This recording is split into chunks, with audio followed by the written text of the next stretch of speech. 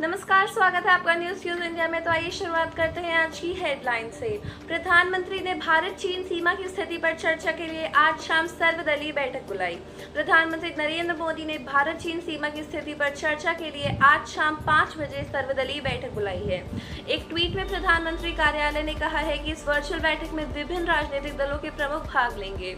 हाल ही में पूर्वी लद्दाख की गलवान घाटी में भारत और चीन के सैनिकों के बीच हुई हिंसक झड़पों के संदर्भ में यह बैठक बहुत महत्वपूर्ण है। प्रधानमंत्री ने कहा कि देश को विश्व का सबसे बड़ा कोयला निर्यातक बनाने का लक्ष्य रखा गया है। उन्होंने कहा है कि भारत ने कोयला और खनन क्षेत्र को पूरी तरह खोलने का एक बड़ा फैसला लिया है। इससे इस क्षेत्र में प्रतिस्पर्धा, पूंजी और भागीदारी को बढ़ावा मिलेगा।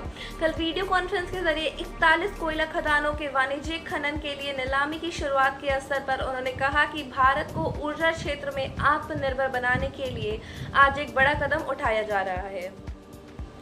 सरकार ने दोहराया कि संयुक्त राष्ट्र सुरक्षा परिषद में भारत का कार्य सुधार के अनुरूप बहुपक्षीय और प्रधानमंत्री के 5 सूत्री विजन से निर्देशित होगा। विदेश मंत्रालय ने कहा है कि भारत का 2021-2022 के लिए संयुक्त राष्ट्र सुरक्षा परिषद का अस्थायी सदस्य चुना जाना संयुक्त राष्ट्र में देश के सद्भाव को व्यक्त करता है। उन्होंने कहा कि इससे पता चलता है कि अंतर्राष्ट्रीय समुदाय परिषद के कार्यों में योगदान करने की भारत की क्षमता पर कितना भरोसा रखता है। नई दिल्ली में मीडिया को जानकारी देते हुए पश्चिम से संबद्ध सचिव विकास स्वरूप ने कहा कि सुरक्षा परिषद में भारत की मौजूदगी और अगले 2 वर्षों में उसका कार्य निष्पादन देश के महत्व को रेखांकित करेगा और संयुक्त राष्ट्र सुरक्षा परिषद के स्थायी सदस्य के उसके दायरे की पुष्टि करेगा। केंद्र ने 169 केंद्रों के साथ दिल्ली में 6 लाख रैपिड एंटीजन कोविड-19 जांच की योजना बनाई। राष्ट्रीय राजधानी में पत्रकारों से बातचीत में गृह राज्य मंत्री जी किशन रेड्डी ने कहा कि दक्षिण कोरिया से खरीदी गई 50,000 किट शहर में इन परीक्षण केंद्रों पर पहुंचा दी गई है। उन्होंने यह भी कहा कि केंद्र सरकार ने दिल्ली में विभिन्न अस्पतालों को 500 अतिरिक्त वेंटिलेटर और 650 एम्बुलेंस वाहन उपलब्ध कराए हैं। राजधानी में पिछले कुछ दिनों से कोरोना संक्रमण से बढ़ते रोगियों को देखते हुए यह कदम उठाया गया है। किशन रेड्डी ने कहा है कि केंद्र दिल्ली में वायरस का प्रसार रोकने और स्वास्थ्य देखभाल सुविधाएं प्रदान करने के प्रति वचनबद्ध है। कोविड-19 मरीजों के ठीक होने की दर 52.96% हुई। अब तक 1,94,000 से अधिक रोगी ठीक हुए। देश में कोविड-19 से स्वस्थ होने वालों की संख्या लगातार बढ़ रही है और इसके साथ ही संक्रमण से ठीक होने की दर 52.96% हो चुकी है। केंद्रीय स्वास्थ्य और परिवार कल्याण मंत्रालय ने बताया कि पिछले 24 घंटों के दौरान 1,65,000 से ज्यादा कोविड के नमूनों की जाँच की गई। अब तक 62 लाख से ज्यादा नमूनों की जांच की जा चुकी है। जांच में तेजी लाने के लिए सरकारी प्रयोगशालाओं की संख्या बढ़ाकर 699, जबकि निजी प्रयोगशालाओं की संख्या बढ़ाकर 254 कर दी गई है। DFCCIL ने चीन की कंपनी के साथ अनुबंध खत्म करने का फैसला किया। Dedicated freight corridor corporation of India limited की DFCCIL ने चीन की company Beijing national railway research and design institute of signal and communication group limited के साथ किया गया अनुबंध खत्म करने का फैसला किया है।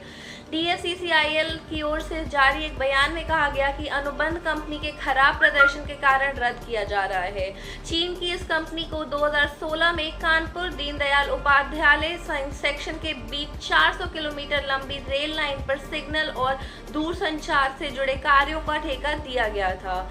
DFCCIL ने कहा है कि चीनी कंपनी के इंजीनियर और अधिकारी निर्माण स्थल पर उपलब्ध नहीं रहे तथा स्थानीय एजेंसियों से साथ भी उन्होंने कोई संबंध नहीं रखा। इसी को देखते हुए कंपनी के साथ अनुबंध खत्म करने का फैसला किया गया है। गृह मंत्री अमित शाह ने कहा कि दिल्ली के सभी निकायों को कोविड-19 महामारी से निपटने के लिए समन्वित रणनीति बनानी चाहिए। नई दिल्ली में कोविड-19 के प्रबंधन पर आयोजित एक समीक्षा बैठक में श्री शाह ने कहा कि दिल्ली और राष्ट्रीय राजधानी क्षेत्र की भौगोलिक बनावट को देखते हुए यह जरूरी हो जाता है कि सभी संबंधित अधिकारी कोरोना से निपटने के लिए समन्वित प्रयास करें। उन्होंने कहा कि वायरस के संक्रमण को नियंत्रित करने के लिए जांच की संख्या बढ़ाए जाने की जरूरत है ताकि संक्रमित लोगों की पहचान की जा सके और समय पर उनका इलाज किया जा सके। सड़क परिवहन और राजमार्ग मंत्री नितिन गडकरी ने कहा कि अगले 5 वर्षों में भारत इलेक्ट्रिक वाहनों के विनिर्माण का केंद्र बन जाएगा। उन्होंने कहा कि सरकार इस क्षेत्र में हर संभव रियायतें दे रही है और इन वाहनों पर जीएसटी की दर घटाकर 12% कर दी गई है।